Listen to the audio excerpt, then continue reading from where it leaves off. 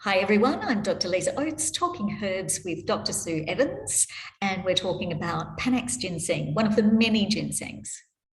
One of the many ginsengs, and probably, the old one, the traditional one. Yeah.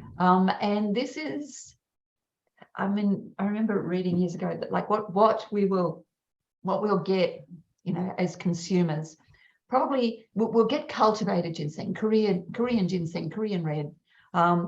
Yes, a good ginseng. Traditionally, this was a plant, grows in forests. If you've got a ginseng plant, a ginseng root, well, that would see a family. That's so valuable that it would be a lifetime saving for a family. But we're never likely to see those ginsengs on the market. You would have to really be well in the know in China.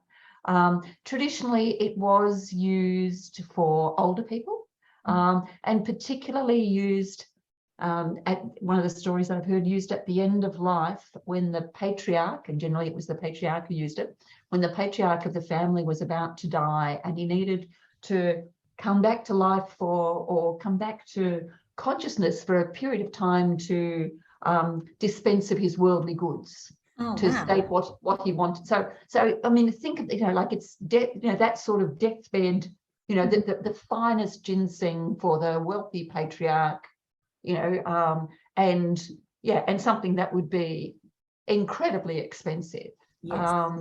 And so used for those very very special occasions. It seems to be, I mean, obviously it's an adaptogen, and it seems to be used to really support the life force. And I think, as you were saying previously, traditionally not so much used for younger people, but as the life force begins to fade, something that's particularly useful. I mean, so yes, and then the different ginsengs have got slightly different actions, but this is Panax is obviously the classic.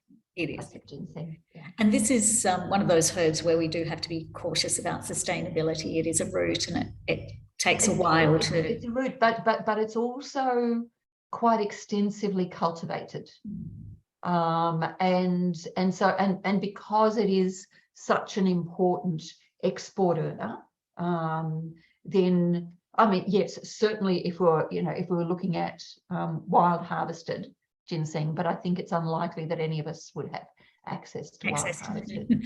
That sounds like quite a privilege, and I think so. only for a few. Thanks, Sue. That was great.